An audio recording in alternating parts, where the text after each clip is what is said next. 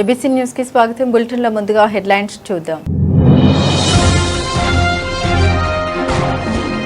వీధి కుక్కల స్టెరిలైజేషన్ పై సమీక్ష, ప్రత్యేక టోల్ ఫ్రీ నంబర్ ఏర్పాటు.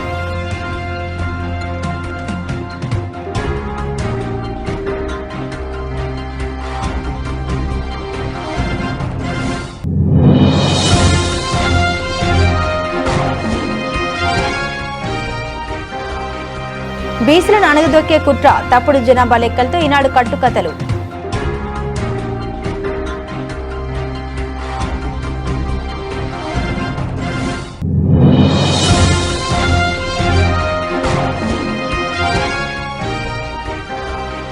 స్థానిక యువతకు ఉద్యోగ అవకాశం కల్పించాలి, ఎంపీ పురంధేశ్వరికి రాష్ట్ర బీసీ ఎస్సీ ఎస్టీ మైనారిటీ సంక్షేమ సంఘం నాయకుల వినతి. నగరంలో వీధి కుక్కల నియంత్రణ, ప్రజల భద్రత లక్ష్యంగా ప్రభుత్వం కట్టుదిట్టమైన చర్యలు చేపడుతుందని రాజమహేంద్రవరం సిటీ ఎమ్మెల్యే ఆదిరెడ్డి శ్రీనివాస్ తెలిపారు. మంగళవారం క్వారీ సెంటర్లోని ఏబీసీ యానిమల్ బర్త్ కంట్రోల్ సెంటర్ను ఆయన స్వయంగా పరిశీలించి అక్కడ జరుగుతున్న స్టెరిలైజేషన్, యాంటీ రేబీస్ వ్యాక్సినేషన్ కార్యక్రమాలపై అధికారులతో సమీక్ష నిర్వహించారు. అనంతరం మీడియాతో మాట్లాడారు. నగర ప్రజల భద్రత కోసం ముందస్తు ప్రణాళికతో ప్రభుత్వం పనిచేస్తోందన్నారు. నగరంలోని వీధి కుక్కలకు శాస్త్రీయ విధానంలో స్టెరిలైజేషన్ ఆపరేషన్ నిర్వహిస్తూ రేబీస్ వ్యాధి వ్యాప్తిని అరికట్టేందుకు యాంటీ రేబీస్ వ్యాక్సినేషన్ అందిస్తున్నామని తెలిపారు. గతంలో గుంటూరులో చిన్నారిపై జరిగిన దాడి ఘటన తర్వాత కూటమి ప్రభుత్వం అప్రమత్తమై రాష్ట్ర వ్యాప్తంగా ప్రత్యేక చర్యలు చేపట్టిందన్నారు. అదే తరహాలో రాజమహేంద్రవరం నగరంలో కూడా ప్రత్యేక ప్రణాళికతో కార్యక్రమాలు అమలు చేస్తున్నామని తెలిపారు. నా పేరు గోపికాంత్. నేను animal welfare board of India, ఏదైతే సెంట్రల్ గవర్నమెంట్ స్టాట్యూటరీ బాడీ ఉందో దానికి జిల్లా ప్రతినిధిని. ముందుగా నాకు రోజు ఒక అడ్వకేట్ కింద కూడా, ఒక యానిమల్ వెల్ఫేర్ లీగల్ అడ్వైజర్ కింద కూడా చాలా ఊర్ల నుంచి, చాలా చోట్ల నుంచి ఇష్యూస్ వస్తాయి, ప్రాబ్లమ్స్ వస్తాయి. కానీ నేను చెప్పేది ఏంటంటే, రాజమండ్రిలో మన ఎమ్మెల్యే గారు ఇంత టైం పెడతాం ఇంకెక్కడ నేను ఎవరి దగ్గర చూడలేదు. అది మన అదృష్టంగా భావించాలి. ఎందుకంటే ఏ రకమైన ఇష్యూ ఉన్నా ఆయన దగ్గరికి తీసుకెళ్తే వెంటనే ఒక సొల్యూషన్ అనేది వస్తుంది. దీనికి చాలా కృతజ్ఞతలు తెలపాలి. ఎందుకంటే నాకు వచ్చే సమస్యలు ఆంధ్రానే కాదు, తెలంగాణ కాదు, మిగతా సౌత్ స్టేట్స్లో కూడా వస్తున్నాయి. కానీ ఇంతగా ఒక ఎమ్మెల్యే గారు యానిమల్ బర్త్ కంట్రోల్ మీద ప్రెస్ మీట్లు పెడతాం కానీ, వాటి యొక్క ఏబీసీ సెంటర్ మీద దృష్టి పెట్టడం కానీ నేను ఎక్కడా చూడలేదు. ఇది మన అదృష్టం. వాసు గారు నిజంగా కృతజ్ఞతలు తెలపాలి ఈ విషయంలో. అలాగే ఇంకో విషయం ఏంటంటే, కుక్కలు చిన్నపిల్లల్ని ఎందుకు అటాక్ చేస్తున్నాయంటే వాళ్ళ యొక్క హైట్ని బట్టి, చిన్నగా ఉంటారు వాళ్ళ హైటు, వాళ్ళకి నార్మల్గా ఆకతాయికతనంగా పరిగెడటమో లేదా ఏ కళ్ళల్లో కళ్ళు పెట్టి ఏదో చేయటం, కొంచెం కవ్వించటం వల్ల ఆ హైట్ వాళ్ళకి అటాకింగ్కి ఈజీగా ఉంటుంది. కాబట్టి తల్లిదండ్రులకి ఒకే సూచన, ఈరోజు నగరంలో అనేకమైన స్వచ్ఛంద సంస్థల ఒక సహకారంతో ఇళ్ల ముందు డాగ్స్కి వాటర్ పెడుతున్నారు, వాటర్ కుండీలు పెడతా ఉన్నారు. జంతు ప్రేమికుల ఒక సహకారంతో ఆవులకి ఏ విధంగా చేయాలో ఆకలి తీర్చేందుకు అన్ని కార్యక్రమాలు కూడా చేస్తున్నాం. కానీ ఏదో మాట్లాడాలి కదా అని చెప్పి మాట్లాడితే ప్రజలు నవ్వుకుంటా ఉన్నారు. వెటర్నరీ హాస్పిటల్ ఉంది. గత 5 సంవత్సరాలు మీరు వెటర్నరీ హాస్పిటల్కి అభివృద్ధికి అయినా చేశారా? వైఎస్ఆర్సీపీ పార్టీ వాళ్ళు ఆత్మ పరిశీలన చేసుకోవాలి. ఈరోజు కూటమి వచ్చింది, ఎప్పుడూ లేని విధంగా 27 లక్షలతో 27 లక్షల సిఎస్ఆర్ నిధులతో యానిమల్స్కి ఎక్స్రే మరి స్కానింగ్ చేసే ఎక్విప్మెంట్ తీసుకురావడం జరిగింది. అది కూటమి ప్రభుత్వం ఒక చిత్తశుద్ధి. 27 లక్షలతో ఎప్పుడు చరిత్రలో లేదు. ఈ రోజున అదే ఎక్స్రే కానీ స్కానింగ్ కోసం కానీ అయితే విజయవాడకి వెళ్ళాల్సి వస్తుంది, లేకపోతే కాకినాడకి వెళ్ళాల్సి వస్తుంది. కానీ ఈరోజు అక్కడే చేయడం వల్ల యానిమల్ అవర్స్, కుక్కలను కానీ పిల్లల్ని కానీ అన్నింటినీ కూడా, చిన్న దూడలు 3 months అన్నా 3 months 3 years లోపు ఇక్కడే చేస్తున్నాం ఎక్స్రే కానీ స్కానింగ్. 27 లక్షలు సిఎస్ఆర్ నిధులతో తీసుకొచ్చాం. జంతువుల పట్ల అంత ప్రేమ ఉన్న వైఎస్ఆర్ కాంగ్రెస్ పార్టీ వారు మరి గత 5 ఏళ్ళుగా మీరు ఏం చేశారు? తేవాలన్నది మీకు అవగాహన లేదా?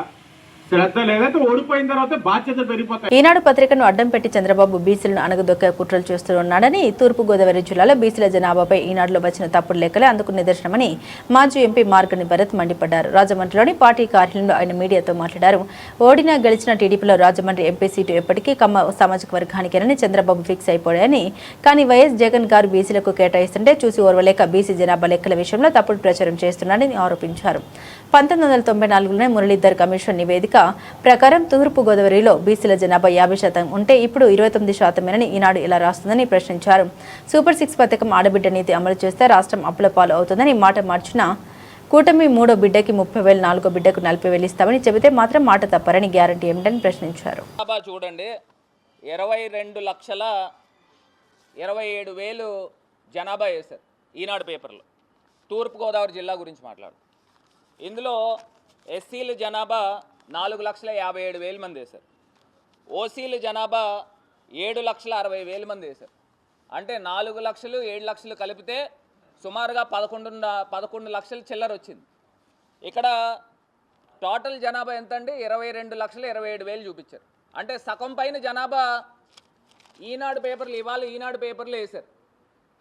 అంటే 50% పైచిలకు బీసీలు ఉన్నారు తూర్పుగోదావరి జిల్లాలో అని చెప్పి ఇవాళ పేపర్లో వేస్తే, నిన్నటి పేపర్లో ఎంత అన్యాయంగా చూడండి. తూర్పుగోదావరి జిల్లాలో బీసీల జనాభా 29% అని చూపిస్తున్నారు. ఇది నేను చెప్పేది కాదు. నిన్నటి ఈనాడు శీర్షికలో 29% బీసీలు ఉన్నారని చూపిస్తున్నారు. ఇవాళ పేపర్లో గణాంకాలతో వేస్తే 22 లక్షల మంది తూర్పుగోదావరి జిల్లాలో జనాభా ఉంటే 11 లక్షల సుమారుగా 7 లక్షల మంది ఓసీలు ఉంటే 4 లక్షల చిల్లరు ఎస్సీలు ఉంటే 7 + 4 ఎంతండి? 11 లక్షలు. 22లోంచి 11 తీస్తే ఎంతండి? 11 లక్షలు. అంటే సుమారుగా 50% బీసీ జనాభా ఉన్నారని ఇందులో చూపిస్తున్నారు. మరి ఇందులో ఎందుకు 29% చూపించారని అడుగుతున్నా. అంటే దీనికి అర్థం ఏంటంటే చాలా క్లియర్గా అర్థమవుతుంది. జగన్మోహన్ రెడ్డి గారు తూర్పుగోదావరి జిల్లా అంటే రాజమండ్రి పార్లమెంటు బీసీలు కేటాయించారు. అక్కస్ అన్నమాట ఈనాడు పేపర్కి. ఇది మా సామాజిక వర్గానికి సంబంధించిన పార్లమెంట్ సీటు. ఎట్లాగా జగన్మోహన్ రెడ్డి గారు బీసీలు కేటాయిస్తారు? మేము ఎప్పుడైనా కానీ మా సామాజిక వర్గము కమ్మ సామాజిక వర్గానికి ఇవ్వాల్సిన సీటే ఇది, బీసీలకు ఇవ్వడానికి లేదు అని అక్కస్సు. అసలు ఎక్కడికి వెళ్ళిపోతూ ఉన్నాము? జగనన్న ఏం ఆలోచన చేశారంటే, ఏలూరు బీసీ డిక్లరేషన్ ఇచ్చినప్పుడు అక్కడ రాజమండ్రి పార్లమెంట్ సీట్ అంటే 2 గోదావరి జిల్లాలకి తలమానికమైన సీటు జగనన్న గొప్ప ఆశయంతో బీసీలు కేటాయించారు. 2019లో రాజమండ్రిలో పరిశ్రమలు ఏర్పాటు చేసి నిరుద్యోగ యువకులకు ఉద్యోగ అవకాశాలు కల్పించాలని రాజమండ్రి ఎంపీ దగ్గుబాటి పురంధేశ్వరికి రాష్ట్ర బీసీ, ఎస్సీ, ఎస్టీ, మైనార్టీ సంక్షేమ సంఘ నాయకులు విజ్ఞప్తి చేశారు. స్థానిక ఒక హోటల్లో మంగళవారం ఏర్పాటు చేసిన మీడియా సమావేశంలో సంఘ వ్యవస్థాపక అధ్యక్షుడు సానంబోయిన రామారావు, జిల్లా అధ్యక్షుడు B George Antony, chairman Gummadi Samarpanarao, vice chairman L V Prasad, Nakka Someswararao, Polavarapu రాము తదితరులు మాట్లాడారు. సానంబోయిన రామారావు మాట్లాడారు. కేంద్రంలో బీజేపీ అధికారంలో ఉన్నందున ఎంపీగా ఉన్న కేంద్ర ప్రభుత్వంలో ఎంతో గుర్తింపు ఉన్న పురంధేశ్వరి ఆయా శాఖల మంత్రుల సహకారంతో రాజమండ్రి పార్లమెంట్ నియోజకవర్గ పరిధిలోని ప్రజలు యువత ఆకాంక్షలకు నెరవేర్చేందుకు ఉపాధి అవకాశాలు కల్పించేందుకు అవసరమైన పరిశ్రమలు ఏర్పాటు చేయడానికి కృషి చేయాలని కోరారు. జరుగుతున్నటువంటి న్యాయాన్ని అన్యాయాన్ని కూడా రెండు కూడా పత్రికల సమక్షంలో చర్చించాలనేసి ఉద్దేశంతో మేము ఇక్కడ పెట్టాము. ఏంటంటే రాజమండ్రి అనేది ఉమ్మడి ఆంధ్రప్రదేశ్లోనూ పేరెన్నిక కన్నది.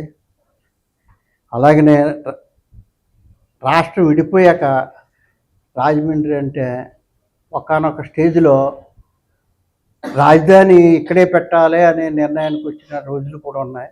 అంటే రాజమండ్రికి రాష్ట్రంలోనే హైదరాబాద్ తర్వాత అది ఎయిర్పోర్ట్ ఏర్పాటు చేసినటువంటి ఘనత ఉంది. అలాగనే సెంట్రల్ రైల్వేలు అన్నీ ఇక్కడ ఆగుతాయి. అంటే అన్ని అవకాశాలు ఉన్నాయని తెలియజేయటానికి. అలాగే వాటర్ ఫెసిలిటీ ఉంది, నది ఉంది. ఇన్ని అవకాశాలు ఉన్నా మన నాయకులు లేకుంటే పాలకుల అశ్రద్ధ ఏమో రాజమండ్రి నెగ్లెక్టెడ్ అవుతుంది అనేది మా భావన. పుష్కరాలు ఉన్నాయి, పుష్కరాలకు ఏదో చేస్తారు అనుకుంటే అది కూడా అంతంత మాత్రంగానే అనిపిస్తుంది. ఆఖరిని ఏదో చేసి మమ అనిపించేటట్టే అనిపిస్తుంది. అందువల్ల మా సంఘం తరఫున ప్రశ్నించాలని, కోరాలని పెద్దల్ని ఈ పత్రికా ప్రతినిధుల సమావేశాన్ని ఏర్పాటు చేశాం. అయితే మాది ఉద్దేశం ఏంటంటే, మేము గత ప్రభుత్వంలో కొన్ని ఇబ్బందులు పడ్డాము. స్కూల్స్ ఎత్తేస్తే విద్య పేదలకు దూరం అయిపోతుందని చాలా సదస్సులు ఇట్టాము, చాలా మూమెంట్లు చేసాము, చాలా నిరాహార దీక్షలు చేసాము. రకరకాల వీటిలో మన స్థానిక నాయకులు కూడా పాల్గొన్నారు. ఆదిరెడ్డి అప్పారావు గారు పాల్గొన్నారు, మన కద్దుల దుర్గేష్ గారు పాల్గొన్నారు మేము చేసినటువంటి ఉద్యమాల్లో. ఇంకా జనసేన నాయకులు, తెలుగుదేశం నాయకులు, కాంగ్రెస్ నాయకులు ఆ అఖిల పక్షాలను పెట్టి జరగట్లేదని కాదు. పిల్లల్ని కంటే డబ్బిస్తామని పాలకులు చెప్పడం మాతృమూర్తిని అవమానించడమేనని దళిత నాయకుడు బద్దె జార్జి ఆంటోనీ విమర్శించారు. మహిళలు 4 పిల్లలకు జన్మనివ్వాలనడం అవసరమా అని ఆయన ప్రశ్నించారు. మన పెద్దలు పిల్లల్ని కనడాన్ని దైవ ప్రసాదంగా భావిస్తారు తప్ప యాంత్రికంగా కాదని ఆయన పేర్కొన్నారు. ప్రోత్సాహం పేరుతో 3వ బిడ్డకు ఒక రేటు, 4వ బిడ్డకు మరో రేటు అని ప్రకటించి మహిళల్ని మనమే అవమానించడం సరికాదని, ఈ విషయంలో ప్రజాప్రతినిధులు పునరాలోచన చేయాలని జార్జి ఆంటోనీ కోరారు. జనాల్ని డబ్బుతో కొలవడం అది కూడా కొందరికి ఆపాదించాలని, కొందరు కోరడం సరైన విధానం కాదని, ఇది మాతృమూర్తులకు మచ్చ తేవడమేనని తాను భావిస్తున్నట్లు జార్జి ఆంటోనీ తెలిపారు. మరి ప్రజలకు, నిరుద్యోగ యువతకు ఉద్యోగం కల్పించాలనే నేపథ్యంలో మరి ప్రభుత్వం తరపునే ఎంప్లాయ్మెంట్ ఎక్స్చేంజ్లు, ఎస్సీ కమిషన్, స్టేట్ సెలక్షన్ కమిషన్లు, యూపీఎస్సీ కమిషన్స్ ఇవన్నీ ఏర్పాటు చేశారు. అయితే వీటి ద్వారా మరి ఉద్యోగాలు ఇవ్వడం ఫుల్ఫిల్ కావడం లేదు. ఏం చేతనంటే తగ్గించేశారు.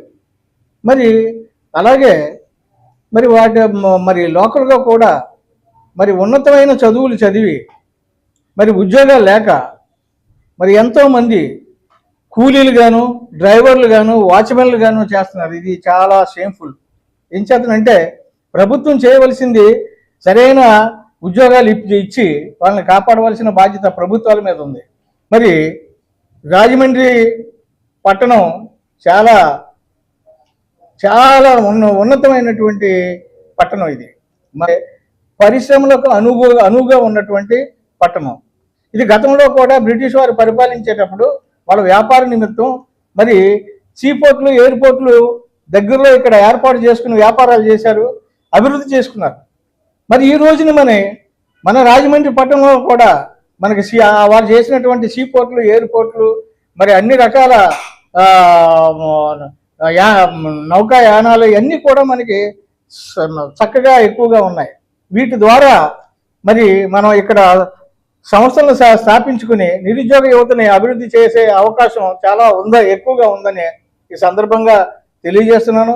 ఆ సందర్భంలో చెప్పినట్టు మన రాజమండ్రి ఎంపీ గారు కేంద్రం నుంచి, అలాగే రాష్ట్రం నుంచి మన చీఫ్ మినిస్టర్ గారు, వీరిద్దరూ కూడా మరి సరైన పరిశ్రమల్ని రాజమండ్రిలో స్థాపించి ఇక్కడ నిరుద్యోగ యువతను అభివృద్ధి చేయాలని ఈ సందర్భంగా కోరుతున్నాను. జగ్గంపేట నియోజకవర్గ దళిత సంఘాల ఐక్యవేదిక తీవ్ర ఆగ్రహం వ్యక్తం చేస్తుంది. బూరుగుపూడి మాజీ సర్పంచ్ పాటంశెట్టి సూర్యచంద్ర దళిత నేత మూర సత్యబాబుపై చేసిన అమానుష దాడిని కులం పేరుతో దూషించిన ఘటన పూర్తిగా ఖండిస్తున్నాం. సంఘటన వివరాలు. లోకేష్ పర్యటన ప్రచారం నిర్వహిస్తున్న మూర సత్యబాబుపై సూర్యచంద్ర కక్షపూరితంగా దాడి చేశాడు. చెప్పుతో కొట్టి కులం పేరుతో బహిరంగంగా దూషించడం అగ్రకుల అహంకారానికి పరాకాష్ట. ఇది రాజ్యాంగ స్ఫూర్తికి, సామాజిక న్యాయానికి వ్యతిరేకం. మీడియా మిత్రులందరికీ నమస్కారం. కాకినాడ జిల్లా తెలుగుదేశం పార్టీ ఎస్ఎస్ఎల్ కార్యనిర్వహణ కార్యదర్శి. నిన్నటి రోజున మా దళిత సోదరుడైన ముర్రా సత్యబాబు పై బూరుగుపూడి మాజీ సర్పంచ్ పాటంశెట్టి సూర్యచంద్ర దాడి చేయడం అన్నది మేము తీవ్రంగా ఖండిస్తున్నాం. ఆయన ఎంత లీడర్ అయి ఉండొచ్చు, ఆయన కేడర్ పెంచుకోవడానికి ఏమైనా చేయొచ్చు. దళితుల మీద దాడి చేయడం అనేది ఇది చాలా అన్యాయం. దళితులంటే అంత చులకన, అగ్రకుల అహంకారంతో పెట్టిరేగిపోతూ ఆయన చేసే దాడి మా దళిత జాతి అంతా తీవ్రంగా ఖండిస్తున్నాం. ఎందుకంటే ఆయన ఎదగడం కోసం మా తాతల ముత్తాతల దగ్గర నుంచి మేము ఎంత అణిగిమని ఉన్నామో ఇక అదే పొరబడి మేము పాటించలేము. ఎందుకంటే మేము చదువుకున్నాం, మాకు జ్ఞానం ఉంది, విచక్షణ జ్ఞానంతో మేము ముందుకెళ్తున్నాం. అటువంటి పరిస్థితుల్లో ఇంకా దాడులు చేస్తామంటే ఆయన ఇంటికి మా ఇల్లు ఎంత దూరమో, మా ఇంటికి ఆయన ఇల్లు ఎంత దూరం, మేము తిరిగి దాడి చేయగలం. కానీ విచక్షణ కోల్పోయే విధంగా మేము ముందుకు వెళ్ళలేము. మాకు ఒక ఆలోచన ఉంది. డాక్టర్ బిఆర్ అంబేద్కర్ గారు ఒక జ్ఞానాన్ని ఇచ్చారు, మాకు అందరికీ సమాన హక్కులు ఇచ్చారు. ఇంకా రాజ్య పరిపాలన రాజభోగాల్లాగా రాజుల్లాగా మాపై దాడి చేస్తానంటే తిరిగి దాడి చేయడానికి కూడా మేము రెడీగా ఉన్నాం. ఇటువంటి దాడులు ఖండించకపోతే అలాంటి వ్యక్తుల మీద ఎస్సీ ఎస్టీ అట్రాసిటీ కేసులు కట్టి అరెస్ట్ చేసి సమాజానికి మంచి నినాదాన్ని ఇవ్వాలి. ఇటువంటి పరిస్థితులు ఇవ్వకపోతే ఇంకా అణగారు తొక్కేస్తానంటే ఎంతవరకు తొక్కించుకుంటాం? ఈ తొక్కుతానే కూర్చుంటారా? ఇదేనా అగ్రకుల అహంకారం తగ్గదా? మేము మీతో పాటు సమానంగా చదువుకున్నాం, మీతో పాటు సమానంగా రాజకీయ వరవడి ముందుకెళ్తున్నాం. ఇటువంటి పరిస్థితుల్లో కూడా మాపై దాడులా? ఇది ఎంత అన్యాయం!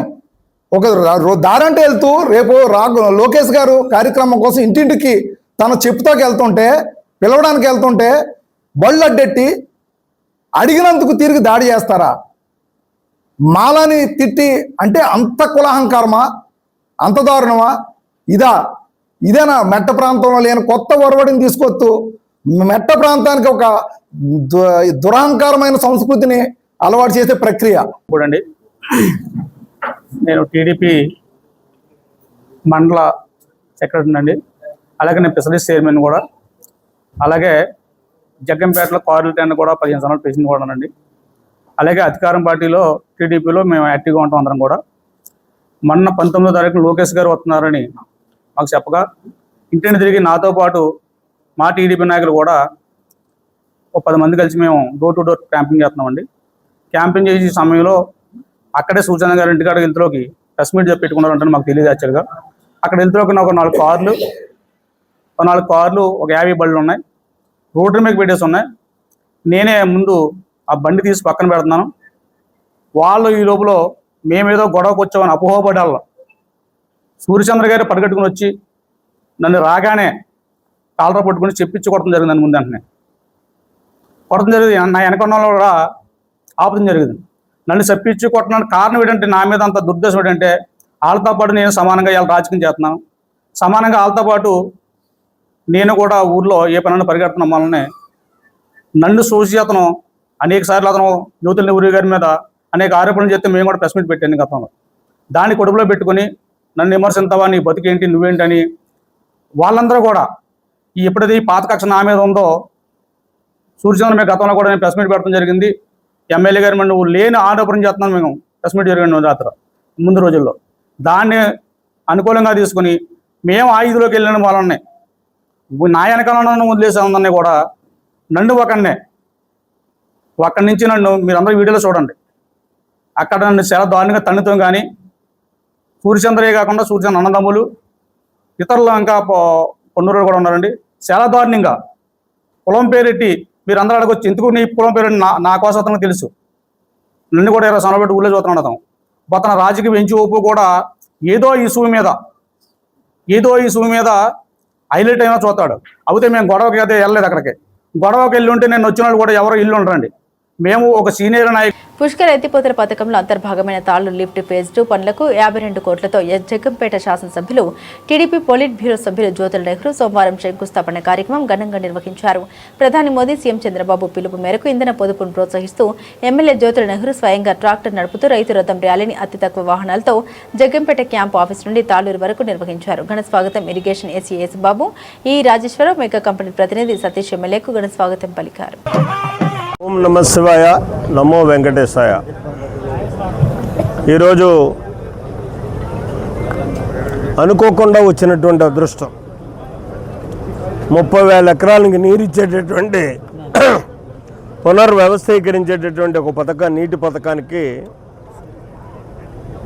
మా యువ నాయకుడు లోకేష్ గారు చేయాల్సినటువంటి శంకుస్థాపన కార్యక్రమం పొదుపు అనే ఉద్యమాన్ని ద్వారా పోస్ట్పోన్ చేసుకోవడం, ఆ అవకాశం పొదుపుతో కూడుకున్నటువంటి కార్యక్రమంగా ఒక రైతుగా రైతు ఉపయోగించేటటువంటి యంత్రంతో ఇవాళ నేను ఇక్కడికి వచ్చి ఈ శంకుస్థాపన కార్యక్రమం చేయడం. ఒక 30,000 ఎకరానికి నీరు ఇచ్చేటటువంటి పథకానికి శంకుస్థాపన చేసే అదృష్టం నాకు కలిగిందంటే అది ఆ భగవంతుడు నాకు కల్పించినటువంటి అదృష్టంగానే భావిస్తున్నాను. ఎందుకంటే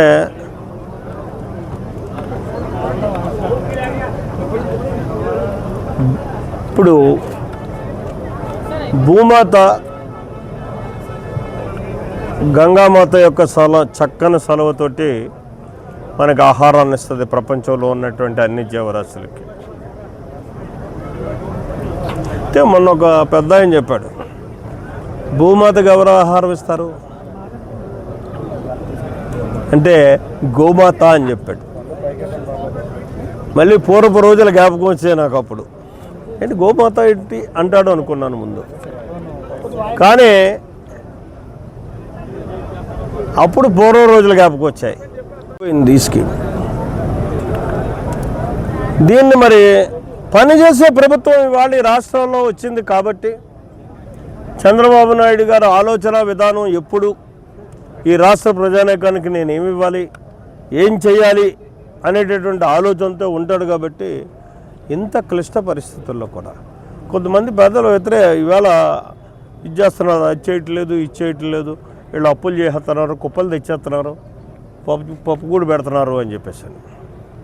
అయ్యా మిమ్మల్ని నేను ఒకటే అడుగుతా, మీరు తెచ్చినటువంటి అప్పుల్లో ఈ చంద్రబాబు నాయుడు చేసినటువంటి కార్యక్రమాలు కనపడలేదా వాళ్ళు మీకు? మీరు కూడా అప్పులు తెచ్చారు కదా. ఆ తెచ్చినటువంటి అప్పుల్లో కీలకమైనది వ్యవసాయ వ్యవస్థ. ఈ రాష్ట్రంలో 100కి ఇవాళకి కూడా 70 మంది ఆధారపడి జీవిస్తున్నటువంటి వ్యవస్థ ఏదైనా రాష్ట్రంలో ఉందంటే అది వ్యవసాయ వ్యవస్థ. దాని మీద ఎందుకు నువ్వు శ్రద్ధ పెట్టలేకపోయావు? అంటే పోలవరాన్ని పడుకోబెట్టావు, ఇక్కడ ప్రత్యక్షంగా మాకు నష్టం కలిగించేటటువంటి పుష్కర ఎత్తిపోతల పథకాన్ని, తాళ్ళూరు ఎత్తిపోతల పథకాన్ని పడుకోబెట్టావు. చాగని కోటేశ్వరరావుకి వెళ్ళింది. ఎక్కడ మన దగ్గర పవిత్రమైనటువంటి గోశాలలు ఉన్నాయో, కేవలం ఒక పవిత్రతతోటి మంచి ఆలోచనతోటి గోశాలను నిర్వహిస్తున్నారో ఆ గోశాలన్నిటికీ కూడా వీలున్నంత వరకు నేను గడ్డి సమీకరించి పంపించడం జరిగింది. ఏదో దాన్ని నేను పోగేసి అమ్మేసుకున్నట్టు. వాడికి మనసు ఎలాగొచ్చిందో, మనస్సాక్షి ఎక్కడ ఒప్పుకుందో నాకు అర్థం కావట్లే. మళ్ళీ టీవీలో అది ఒక గంట అరగంట ప్రచారం ఎందుకు? బొక్క టైం బొక్క కదా వాళ్ళకి. దేశం మెడబడి ఏలేస్తున్నానట్టు, దోషేస్తున్నానట్టు నేను.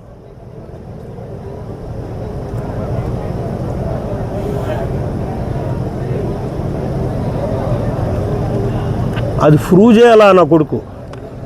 ప్రూవ్ చేయకపోతే వాడికి అవుద్ది పెళ్ళి.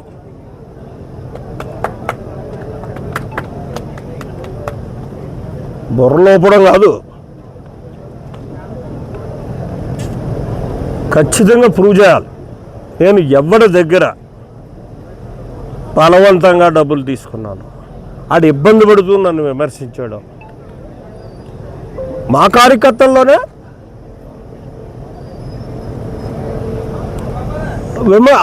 చర్చించుకుంటున్నారట దీని మీద.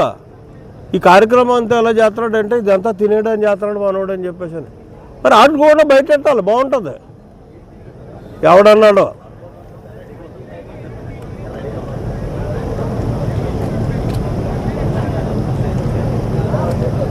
ఈ 52 కోట్లలో కూడా 2 కోట్లు తినేసానని చెప్పండి రేపు. మీ దగ్గర గొట్టాలు ఉన్నాయి కదా.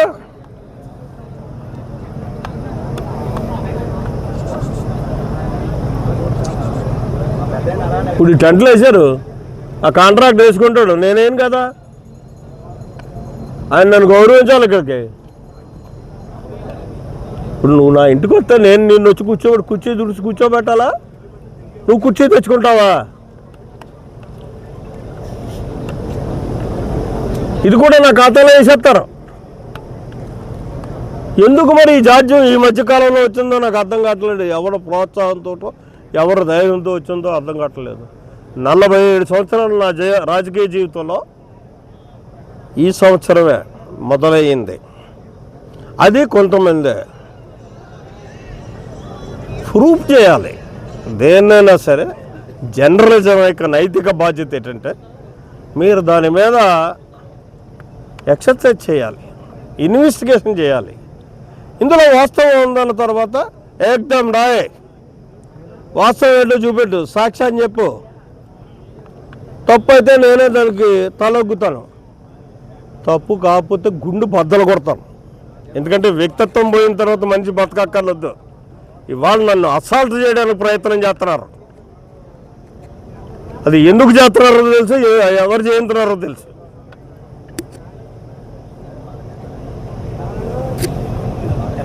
మీ గుళ్ళు మీద చేసి చెప్పండి. ఏ జర్నలిస్ట్ ఇక్కడ నిజాయితీగా జర్నలిజం చేస్తున్నాడు?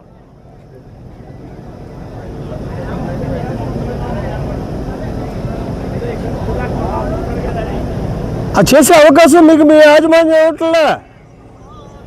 మీరు చేసి కూడా తప్పని పోతాను నేను అన్నాను. నా పలికపొడికి నేను జీతం ఎత్తే నా దగ్గర దొంగతనం ఎందుకు చేస్తాడు? అడిగి సరిపడా జీతం పోతే దొంగతనం చేస్తాడు. అదే వ్యవస్థ అలా తయారైన జర్నలిజం వ్యవస్థ. అయితే దానికోసం మీరు తప్పుడు రాతలు రాసేసి తప్పుడు ప్రచారాలు చేసేసి మిమ్మల్ని వెనకాలకు ప్యాకేసుకుని మీ చేతుల్లో ఏదో పెడతానని మాత్రం బెంపడక్కర్లేదు. ముడ్లించుకోండి, నేను ఇంటింటికి పోతాను. రేపు నిన్న ఏదైతే చెప్పారో దానికి సమాధానాన్ని తయారు చేసి ప్రతి ఇంటింటికి ఇస్తాను. అందులో కాదన్న నా కొడుకు ఎవడు వస్తాడు, వచ్చి చూపెడతాడు దాన్ని. ఓకే, మనం పెంట తోలేవాళ్ళం భూమికి. అలాగే పశువులన్నీ కూడా పెంట పేడ అన్నీ అక్కడ పొలాల్లో తిరిగేసాయి. ఆ రకంగా భూమికి గోమాత ఆహారాన్ని ఇస్తే భూమాత మనకు ఆహారాన్ని ఇవ్వడం, ఆ ఆహారాన్ని ఇవ్వడానికి కూడా దహర్తి తీర్చేటటువంటి మహామాత గంగా. ఆ గంగామాతని భూమాతమై పారించడానికి ఈరోజు మనం 52 కోట్ల రూపాయలు ఖర్చు పెట్టి ఇక్కడ శంకుస్థాపన చేసుకుని పనులు మొదలుపెట్టినటువంటి పరిస్థితి. ఇది అదృష్టంగా ఏమవుతుంది?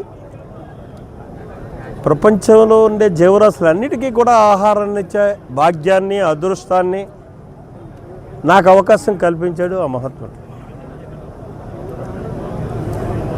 ఇక్కడ ఈ పథకం గత 6 సంవత్సరాలుగా మరుగున పడిపోయింది. 6 సంవత్సరాల ముందు కూడా తప్పటడుగులు వేస్తూనే ఉంది. పూర్తి స్థాయిలో ఎప్పుడు కూడా ఈ పథకం గత 10 సంవత్సరాలుగా పనిచేసినటువంటి పరిస్థితి లేదు. అయితే వర్షం కాలానుగుణంగా సైక్లింగ్లో మనకి సక్రమంగా వర్షం రావడం, ఆ లోపాలు కనపడకుండా పోవడం, పంటలు పండేయడం జరిగిపోయింది. ఇటీవల కాలంలో మరి పంటలు పండనటువంటి పరిస్థితి, తీవ్ర వర్షాభావ పరిస్థితి ఉన్నా సరే కానీ ఏసాన్ని మాత్రం పట్టించుకున్నటువంటి గత బులెటిన్ ముగించే ముందు హెడ్లైన్స్ మరోసారి. వీధి కుక్కల స్టెరిలైజేషన్ పై సమీక్ష, ప్రత్యేక టోల్ ఫ్రీ నంబర్ ఏర్పాటు.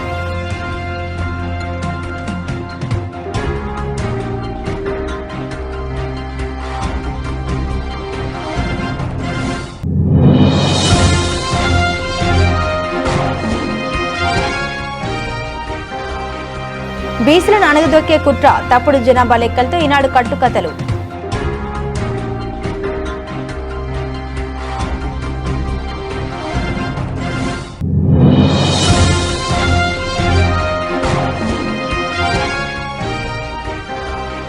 స్థానిక యువతకు ఉద్యోగ అవకాశం కల్పించాలి, ఎంపీ పురంధేశ్వరికి రాష్ట్ర బీసీ ఎస్సీ ఎస్టీ మైనారిటీ సంక్షేమ సంఘం నాయకుల వినతి. ఇవి బులెటిన్ అప్డేట్స్. మరిన్ని అప్డేట్స్ కోసం చూస్తూనే ఉండండి ABC న్యూస్.